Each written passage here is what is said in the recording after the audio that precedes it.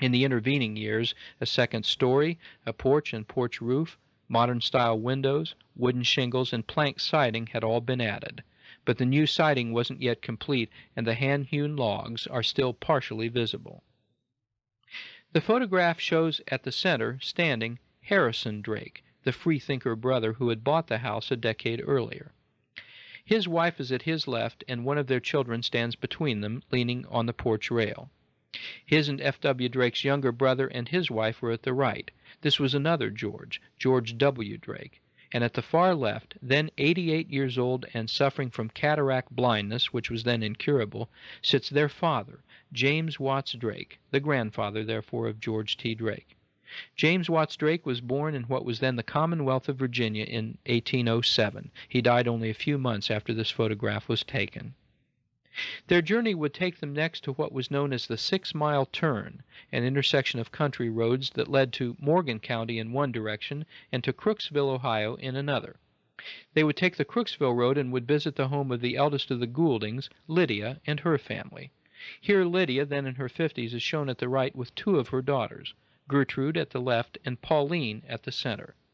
The baby of the family, Pauline, would later become Mrs. Elliott Welch. And Lydia's oldest girl, Margaret, not shown here, a nurse with a master's degree, would enter the Dominican order and become a nun at the age of 40. She took the name Sister Vincent de Paul. On one occasion, fortunately preserved in a photograph, 3 of the 4 Goulding sisters spent an afternoon together in Crooksville. Nellie sits at the left, Leaf is at the center, and Lydia at the right. Then in their late 60s, or in Lydia's case mid-70s, they had all adopted a certain sameness of appearance, with wire-rimmed glasses and black shoes that were favored by elderly women of the time.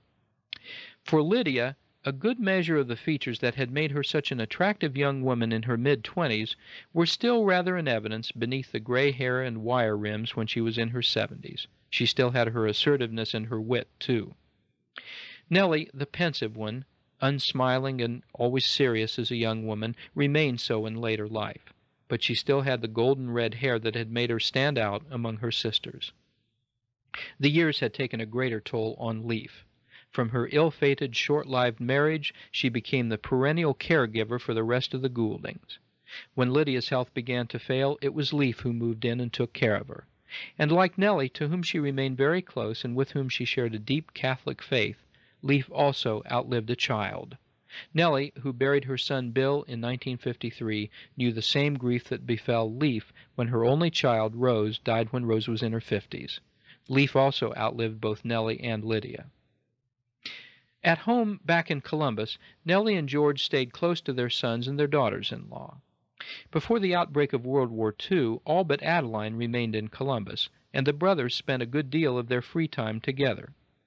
In the winter of 1936, for instance, Jim's camera captured the brothers and their wives enjoying some winter fun on West Tulane Road, where Jim and Ruthie were then living. Here, George provides the push for a sled carrying Margaret and Bill's wife Ruth seated behind her. Now Ruth takes her chance and does a solo run on the ice and snow and rounds a curve just as she comes into the camera's range. And in the final snapshot, Ruthie coasts to a stop at the end of a successful downhill run. For Adeline and Austin, George and Marg, and especially for Ruth and Bill, there were increasing responsibilities as their children all grew into adolescence. As with Mary Laurel or Mimi and Ann Magley, they were no longer just little girls mugging for their uncle's cameras. Here, Ann and Mimi are at the center, with Nancy Drake at the right and Marguerite at the left. But by the late 1930s, as this Christmas Day photograph taken by their Uncle Jim shows, Nancy at left, Mary Ellen in the center, and Marguerite were indeed growing up. Among all the cousins, there were always enough birthday parties to attend. This snapshot, which was taken on Mary Laurel's 11th birthday in 1946, and she's seated on the lower left, shows that in her generation, as was the case with the Holts and the Gouldings and the Drakes in the 1870s and 1880s, future in-laws occasionally knew one another as children. Seated at the very far left, in pigtails and wearing a dark-colored sundress, is Noreen DeSantis. Noreen would marry Bill Drake, Jr. a decade and a half later. Her older sister Paulina is standing at far right. As the World War had expanded in the mid-1940s, it had understandable effects upon all of the Drakes.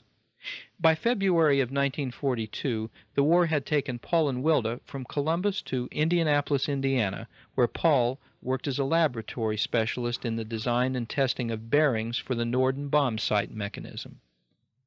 In December of 1942, Paul took this snapshot of Wilda as they celebrated their first Christmas in their Washington Street apartment in Indianapolis. Jim and Ruthie remained in Columbus during the war.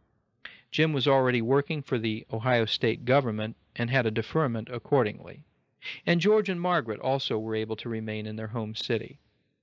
George was working for his father at the G.W. Holmes Company and also at the Laurel Corporation, where they were manufacturing a Norden bomb sight component. George and Marg are shown here in the living room of their home on East North Broadway.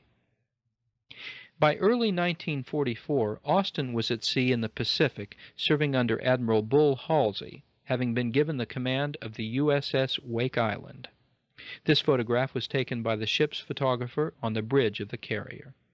And by the end of 1944, Tom Drake, the eldest of the Drake first cousins, would also be serving in the Navy. He was not yet 19 when he enlisted after graduating from high school. It was Tom's graduation late in the spring of 1944 that proved to be the last family event that George Thomas Drake, for whom Tom was named, would live to attend. He is shown here with his grandson shortly after the commencement ceremony had concluded. Tom's father, Dr. Bill Drake, is at the left. Less than 3 weeks later, on Friday morning, June 16, 1944, George T. Drake suffered a massive stroke. He had been reading the newspaper when he suddenly became dizzy and nauseous. Ruth, Bill's wife, had arrived at the house just as he began to lose consciousness. And by mid-afternoon, it fell to his physician son to pronounce him dead. A half-century earlier, in his valedictory address, George Drake had spoken of the coming journey on life's greater sea.